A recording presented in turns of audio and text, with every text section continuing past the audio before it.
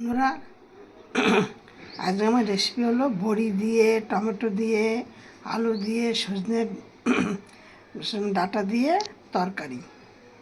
আজকে আমি এই তরকারিটা ঝাল ঝাল মিষ্টি মিষ্টি করে এই তরকারিটা করব। তোমরা একবার করে খেয়ে দেখবে, তারপর তোমরা আমাকে বলবে কেমন খেতে হয়েছে। দেখো, আমি এখানে এই বড়িটা নিয়েছি, এখানে দুটো টমেটো নিয়েছি, এইখানে 400 গ্রাম ডাঁটা নিয়েছি, মিডিয়াম সাইজের দুটো আলু নিয়েছি, এটা কেটে নিয়েছি।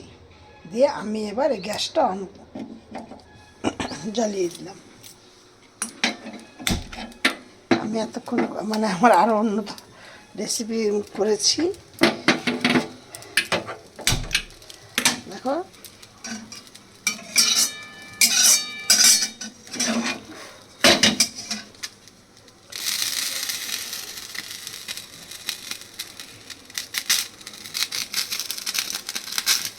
এর মধ্যে কিন্তু আমি এর আগের দিনকে ডাঁটা তরকারি তোমাদের সাথে শেয়ার করেছিলাম, সেটা দিয়েছিলাম পোস্ত বাটা দিয়ে।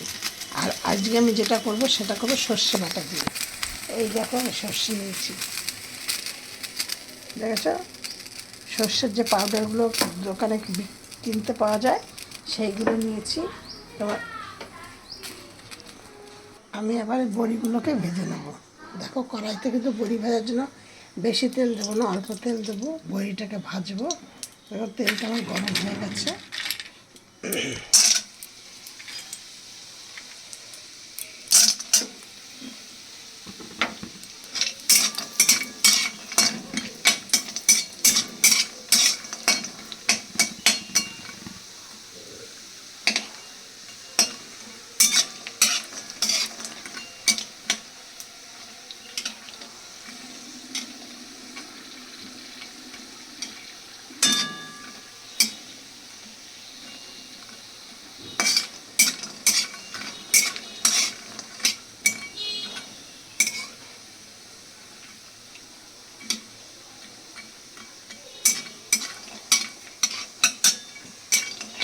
এরকম বড়িগুলো ভাজা হয়ে গেছে। এবার আমি এগুলোকে তুলে, এবার আমি এই কড়াইতে আরও বেশি করে তেল দিয়ে দিচ্ছি, কেন সর্ষে দিয়ে করবো যেহেতু, সর্ষের মধ্যে কিছুটা কাঁচা তেল দিতে হবে। সেই জন্য এখন কিন্তু আমার রান্নাগুলি সবই কম তেলে কম মশলায় রান্না হয়।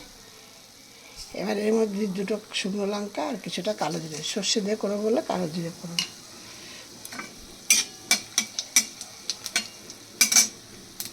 এবার আমি এর মধ্যে দিয়ে দিচ্ছি ডাঁটা আলুটা। ফোড়নটা হয়ে গেছে। এবার দেখো, এর মধ্যে আমি দিয়ে দিচ্ছি 1 চামচ নুন। এবার নুনটা কিন্তু যে যেমন খাবে সে তেমন দেবে, সবাই তো সমান খায় না। এবার দিয়ে দিচ্ছি হলুদ, আর সর্ষে দেওয়া হবে। হলুদের পরিমাণটা একটু কম দিতে। এবার আমি এর মধ্যে দিয়ে দিচ্ছি লঙ্কা। লঙ্কাটা কিন্তু যে যেমন খাবে ঝাল সে তেমন দেবে। আর দিয়ে দিচ্ছি এই যে টমেটো কুচি দিয়ে, এবার নাড়াতে হবে।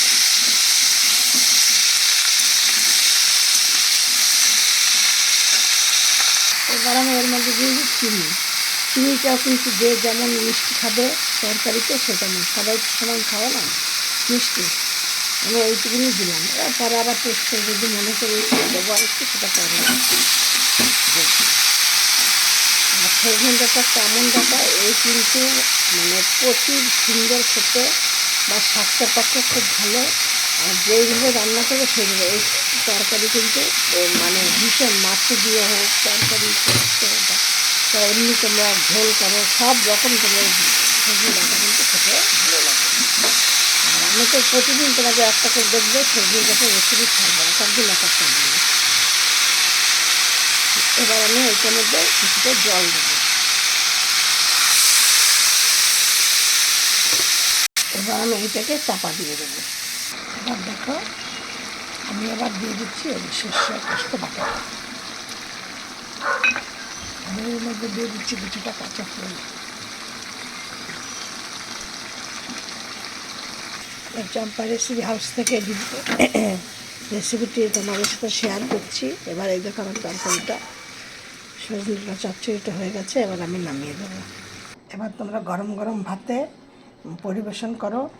যে নাকি ডাল দিয়ে খাবে ডাল দিয়ে, যে শুকনো খেতে ভালোবাসো সে শুকনো গরম গরম ভাতের সাথে এটা খেয়ে দেখো। একবার খেলে বারবার খেতে ইচ্ছা করবে, আর আঙুল একদম চেটে পুটে তোমরা খাবে।